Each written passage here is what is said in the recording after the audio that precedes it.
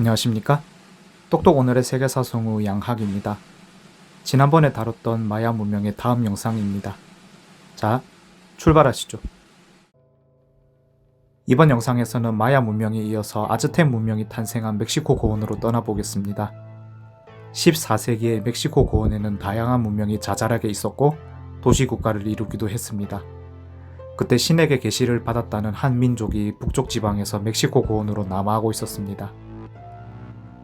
독수를 물고 날아간 독수리가 선인장 위에 앉으면 도시를 세우고 정착하라.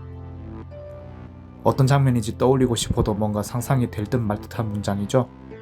어쨌든 신의 계시를 따르는 이 민족은 텍스코코 호수의 테노치티틀란이라고 하는 도시를 건설했습니다. 이 민족이 오늘의 주인공이 아즈텍족입니다. 시간이 좀 흐른 1521년에 스페인의 정복자 코르테스가 아즈텍 문명을 파괴했습니다. 그리고는 스페인의 국왕이자 신성 로마 제국 황제인 카를 5세에게 테노치티틀란에 대해서 이렇게 보고했습니다. 폐하, 이곳은 세비야나 코르도바만큼 큰 도시입니다. 테노치티틀란은 면적이 최대 20제곱킬로미터로 여의도의 4배 정도 되었습니다. 여기에 20만 명이 살고 있을 정도로 아메리카 대륙의 최고 도시 중 하나였습니다. 시간을 다시 돌려서 200년 전에 아즈텍족이 나라를 세운 1325년으로 가겠습니다. 아즈텍족은 테노치티틀란을 건설하고 스스로를 멕시카라고 부르기로 정했습니다. 멕시카는 달의 배꼽 혹은 달 호수의 중심이라는 뜻입니다. 명칭 자체가 답이죠. 여러분께서 예상하시듯이 오늘날 멕시코 국명의 어원입니다. 그런데 멕시카 문명이라고 하지 않고 왜 아즈텍 문명이라고 할까요? 식민주의 사관이 여기서도 등장합니다. 19세기에 아메리카 대륙을 정복한 미국인과 유럽인이 당시에도 존재했던 멕시코와 구분하려고 자기네들 편한 대로 아즈텍 문명이라고 했기 때문입니다. 다소 황당하죠? 아즈텍 문명도 도시국가로 있었지만 호수 위에 있었습니다. 그래서 남아메리카의 다른 문명인 마야, 잉카와 달리 농업 기반이 아니었습니다. 여러분 베니스 아시죠? 베니스 같은 물 위의 도시라고 생각하시면 됩니다. 수상교역으로 경제적인 부를 막대하게 축적했습니다. 그렇게 축적한 부로 주변 도시를 하나 둘 정복하더니 제국 형태를 띠면서 영향력이 커졌습니다. 아즈텍 제국도 라틴 아메리카의 다른 문명처럼 태양과 달을 숭배하는 종교가 있었습니다. 하지만 다른 문명과는 다르게 신을 불멸의 존재가 아니라 탄생하고 소멸하는 존재라고 봤습니다. 아즈텍 민족이 살기 전에 이미 탄생하고 소멸하기를 4번 반복했고 아즈텍 민족이 지금처럼 계속 흥하려면 현재 5번째 태양신이 생명력을 계속 유지해야 한다고 생각했습니다. 그런데 태양신의 생명력을 유지하게 한다는 방법이 잔혹합니다. 무엇일까요? 그렇습니다. 인신공양입니다. 피가 돌려면 심장이 있어야 하죠. 생명력의 원천인 살아있는 인간의 심장을 신에게 바쳐야 한다고 믿었습니다. 암흑과 싸우는 태양에게 인간의 피와 심장을 바쳐 활력을 줘서 아즈텍 시대를 지속시키는 인신공양 제사. 이 제사는 아즈텍 제국을 유지하게 하는 중요한 행사였습니다.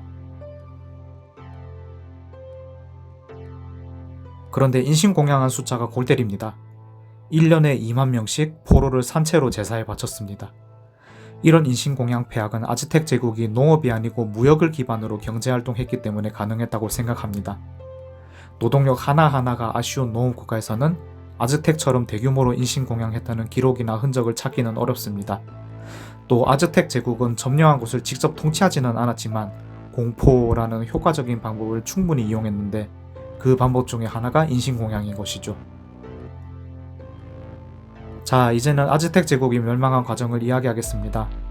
마침 이 영상을 올리는 현재 상황과도 연결되기도 해서 인신공양보다 더 와닿으면서 잔잔하게 충격적일 수 있습니다.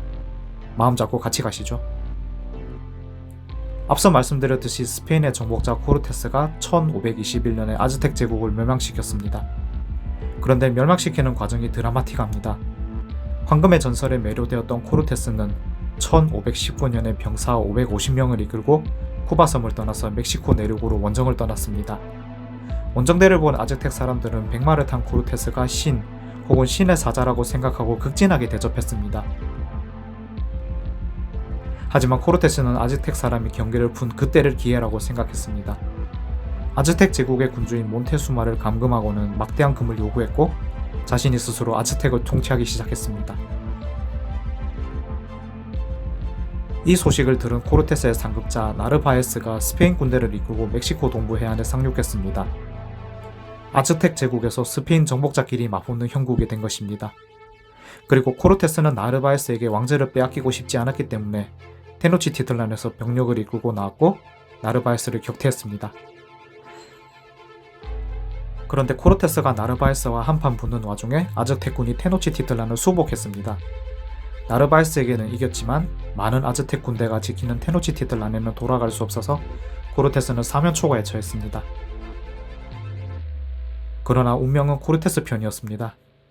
나르바에스 군의 일행 중에 멕시코로 같이 들어온 아프리카 노예가 있었는데 이 노예가 천연두에 걸려 있었습니다. 천연두가 사망률이 높은 전염병이지만 유럽인은 그래도 어느 정도 면역력이 있어서 그리 치명적이지는 않았습니다. 하지만 아즈텍인은 달랐습니다. 면역력이 없었죠. 테노치티틀란까지 천연두가 유행하자 인구의 4분의 1 이상이 죽었습니다. 속수무책이었죠.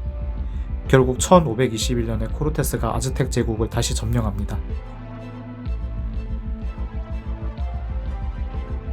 전염병, 정말 무시무시하지 않습니까? 지금 코로나 팬데믹을 겪고 있는 우리에게 뭔가 더 와닿아서 공포스럽습니다. 아즈텍 제국을 무너뜨린 전염병 천연두. 270여 년이 지난 1798년에 에드워드 제너가 백신을 개발했습니다. 그리고 또 180여 년이 지난 1980년 세계보건기구는 천연두가 지구상에서 사라졌다고 보고했습니다. 아즈텍 제국이 천연두로 멸망하고 세계보건기구가 보고하는 데까지 450여 년이 걸린 것입니다. 글쎄요, 아즈텍 제국이 겪은 비극은 의도가 어찌됐든 무수한 인명을 살상하게 된 인신공양 때문에 생긴 인과응보였을까요? 그렇다면 대놓고 인신공양을 하지 않을 뿐이지 몇 kop을 뒤집어 보면 아즈텍의 인신공양은 저리 가라 할 정도로 잔인하게 악행을 저지르는 오늘날의 우리에게는 어떤 전염병이 가혹하게 다가올지 두렵습니다. 똑똑 오늘의 세계사 구독자, 시청자 여러분, 착하게 삽시다. 구독, 좋아요, 댓글이 여러분께서 착하게 살 수 있는 첫걸음입니다. 감사합니다. 내일은 또 어떤 재미있는 세계사 이야기가 있을까요? 똑똑 오늘의 세계사는 여러분들의 관심으로 만들어집니다. 구독하기 꼭 눌러주시고 댓글 참여 부탁드립니다.